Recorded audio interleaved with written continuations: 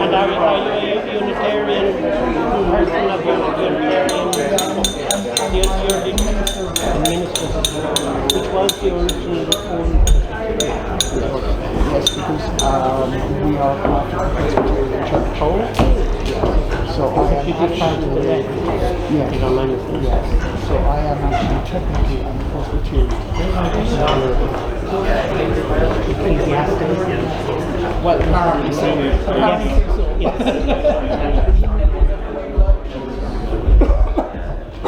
Say a few words about it. No, that's right. And then you say the word. Right, so a very good evening to you all. You're very welcome to our church. For those of you who haven't been here before, this is the oldest church in Cork. It's been our home for 305 years. It is showing signs of it, but at the moment we are in a phase of revamping the building. The first phase was the building of a new chapel at the rear of this hall. In my line of work, we speak of that which can't be seen or touched, and I suppose we use the word God for that. In his line of work, Bill deals with that which can be seen and touched, but he sees it with imagination, with spirit, and with depth. I suppose that he is always trying to capture that elusive flame. I suppose people like me would say that's a gift from God, but this evening we let Bill take all the credit. I would now like to introduce our MC for the evening, Mr. Thomas McCarthy.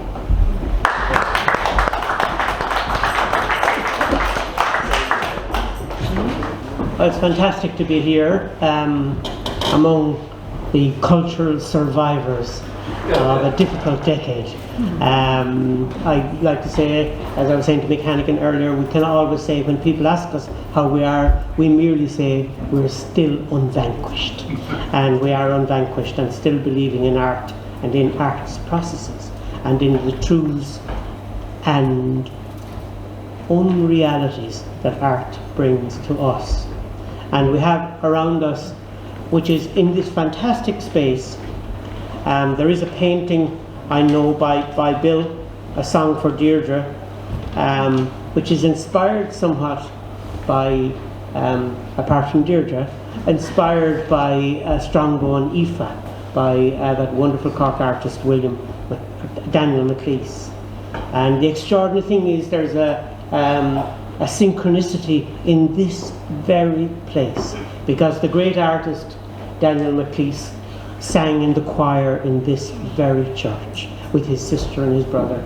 He was the son of a Presbyterian shoemaker who lived on Nile Street, which is now Neil Shear Street in Cork.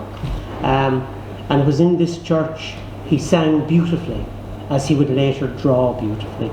And so this must be something I always think in the atmosphere of places that draw people to them. There is a kind of charisma, possibly a Presbyterian charisma, a sense of kind of righteous justice which brings people to a spot like this to celebrate art and the truths that art have.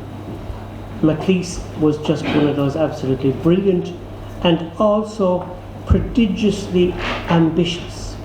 And this is the one thing you must always remember when you're looking at a painting by Bill Griffin. It is first and foremost an ambitious project of imagination. It's not tentative or nervous. It's an assertion of art and the arrangements of art. If you just look around you now at the various images in these canvases, and I say in deliberately, not just on, in these canvases, you will see that Bill Griffin, from the very beginning of his career as an artist and continuing now unvanquished, there is about him those prodigious search of appearances, as Wallace Stevens says about art. There is also what we call the continuing permanence of a personal myth. And what is myth? Aristotle's definition of myth was that it was an arrangement of the incidents. And Bill Griffin, from the beginning, has been arranging the incidents in formality and colour. What are the incidents? The incidents, when you look at a Bill Griffin painting, are issues of crowds and not power, but crowds and powerlessness. Crowds surrounded by emptiness sometimes, and sometimes the emptiness is the frame of the picture itself. But also, as Tim Goulding made a remark recently about it, there is in Bill Griffin's work a wonderful kind of Velázquez quality of community, of colour, of festivity, of reds, of pirates, of clowns, and all of the various, if you like, marginal characters of society who have assembled. There's also, in terms of assembly in Bill Griffin's work, there are, I would say, constant prophets in the work. If you notice the gaze of the characters, the gaze of the figures, they always seem to interrogate you or point towards a figure who is bringing some kind of knowledge or information forward. In other words, a carrier of charisma. There is also in Bill Griffin, technically I would say, an incredible understanding that art, visual art, that painting especially, is a three-dimensional object. It is not tracing a figure on something. It is actually a built environment. And you can see it most brilliantly in the paintings behind me here. You can see that 1, 2, 3, 4, 5 here, how the actual paints are built over time. And this is what, of course, the poet Wallace Stevens meant when he said, over time, art in a gallery of art become one single prodigious search of appearances. And that's what Bill Griffin is doing. The consistency of his vision, the constant elaboration of his own personal myth is one of the great narrative themes in his art over the last 25 years. So you have the crowds. Here, this fantastic painting in front of me here. You have the pints, of course, in memory of his brother, a celebration of Murphy's. The familiarity and locale, which is in a way finds its counterpoint in all of the clowns' noses, which is really interesting. You find here in other paintings in a slightly different format and in a slightly different style and tenderness. These paintings, this one beside me here, this here, there's actually a kind of great tenderness at the edge, I think always, of Bill Griffin's intention. A man of great tenderness, of prodigious, I would say, ambition and power. In a way, I'm not surprised, knowing his background among the oil fields and among the deserts of the Middle East, of Libya and Iraq, and going on into the Russias. There's absolutely, unsurprisingly, a prodigious ambition and scale about his work always. And there's also a kind of delicacy. I often feel sometimes in the blacks, reds and golds. There's not just iconography of the sort of Eastern Church, but there is kind of something, a quality of Russian lacquer work, which is in the work as well, which I find absolutely beautiful and permanent. So here is an artist whose intention is serious, whose purpose is absolutely undiminished, whose skills are brilliant, whose figures are expressionist but always sympathetic. So I give you the art of Bill Griffin. And I won't say I declare this exhibition open, but I declare this festival of Bill Griffin begun.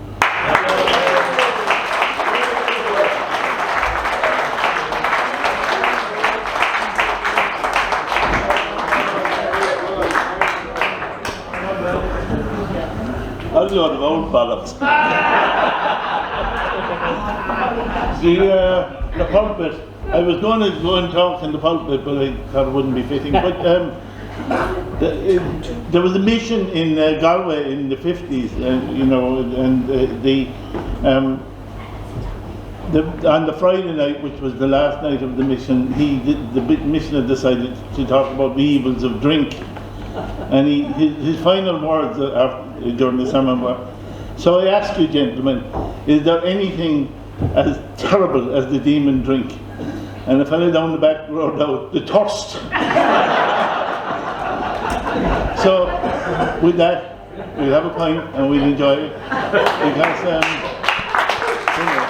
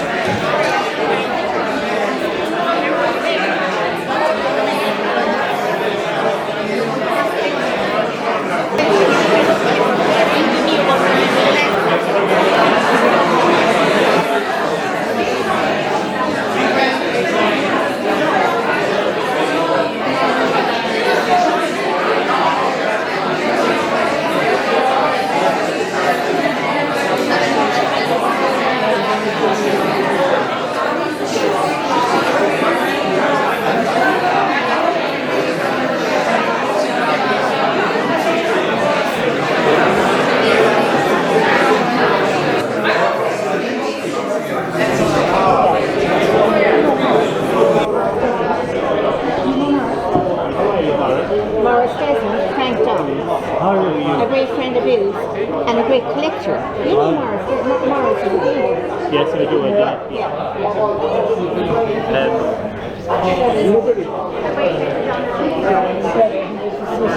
Mayor, and